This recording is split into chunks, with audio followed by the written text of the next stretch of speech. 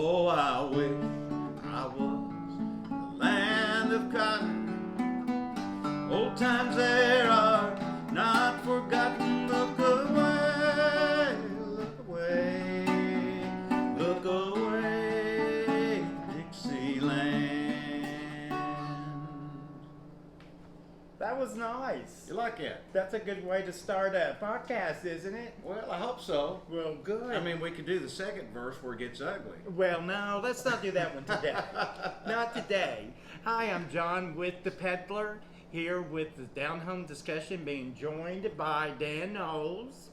Hey, He how is y'all doing? here to talk to us about the city of Paris' Bicentennial and a concert that he is putting together that is going to be on February 4th.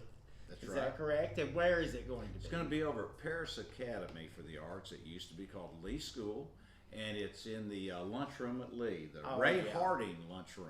Nice. And what time is that going to It's be? going to be at 7 o'clock. 7. The tickets will be $10 per person, $10.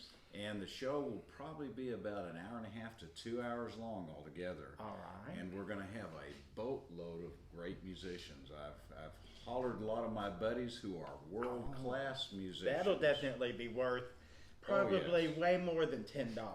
I would say so, yes. Now, what is the purpose behind this concert? Is it It's to raise awareness for the bicentennial? primarily, or- I believe Okay. so. And it's to give people a feeling of what our bicentennial is like and give us a feeling of what people would have listened to over the Right. last 200 years here All in right. Paris. And you have a little experience with that music, I hear. I work regularly, like every week, for Viking Cruise Lines Right. on their Viking Mississippi boat, where we do this program called One Song, Two Voices. Right. And where we take, during the Civil War, I'm going to back this up for you just a little bit. You can edit this part out if you'd like to. During the Civil War, songs were written for the war effort on both sides, written and published. Now, almost immediately, as soon as they were published, the opposite side would get hold of them and volley them back. And so what we've done is something that, as far as I can tell, is the very first time it's ever been done, where we've done a study of these two sides and we have stuck them together. All right. And so the program will be full of Civil War music Okay. that is both sides, not just North, not just South, right. not just Federal, not just Confederate. It will be both sides. And it's really, its main purpose is to remind us that we are one side. Right. So this is going to be politically correct. Is that what you're saying? Probably not. as far as that time can be. Well, you know, it kind of depends on how somebody describes politically correct in this. Well, So, isn't that the truth? in fact, I'll tell you what, I've got another one I'd like to do for Go you ahead. really quick. This is one that the fellow that wrote Dixie, a lot of people don't realize this, but Dixie was originally written as a humorous song. Mm-hmm. It's all about a very inept lover. All right. And the fellow that wrote that, his name was Dan Emmett. And the other thing that a lot of folks don't know is Dan Emmett was from New York City. Oh. And I don't know if, he was a if we're banjo. supposed to know that or not. He was a banjo player and he was a fiddler that played on the minstrel stage from New York. Played actually all over the country, but that's what he was. And anyway, he wrote a song called "Jordan Am a Hard Road to Travel," which it's a cool tune in that it's all about politics of the day, but it also was volleyed back from the South, making fun of the North's troubles going in Virginia. Right. So anyway, this song is called "Jordan Am a Hard Road to Travel," and I'll see if I can hit a lick on it. All right.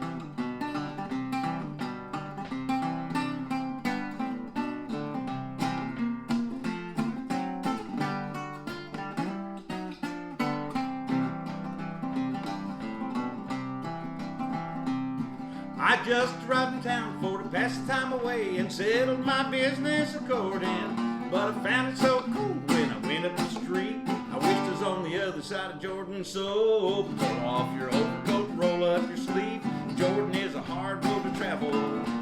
Pull off your overcoat, roll up your sleeve. Jordan is a hard road to travel, I believe. I look to the east, I look to the west. I seen old Cassmoth coming with 4 bay horses hitched up front. Told his money to the other side of Jordan. Well, old David and Goliath had a big fight. A man stepped up behind them, hit Goliath on the head with a bar of soft soap. It sounded like the other side of Jordan. So pull off your overcoat, roll up your sleeve. Jordan is a hard road to travel. Pull off your overcoat, roll up your sleeve. Jordan is a hard road to travel, I believe. Oh, Jordan is a hard road to travel, I believe. Jordan is a hard road to travel, I believe. There we go. Well, and that song was written by a Yankee. That was written by a Yankee right Well, there. I guess we'll have to forgive it then. That's all I can say. But you know, one of the things that I'm going to be doing during that program especially is I'll be playing these instruments. And, Right. And these are ones that I have built actually here in Paris, Tennessee. Uh-huh. And this is a reimagining of a guitar built around 1810 by a fellow named in Germany called Stauffer. And I could spend the whole show just talking about the cool things that he did on guitar. But that's this one here that I'm going to be playing. And I also brought a banjo with me that is a reimagining of a banjo that I first saw in the Smithsonian Institute in Washington, D.C. Built by a guy named William Boucher of Baltimore, Maryland. And it was built around 1845. And so, anyway, I'll hit you a little lick of At the Battle of Vicksburg.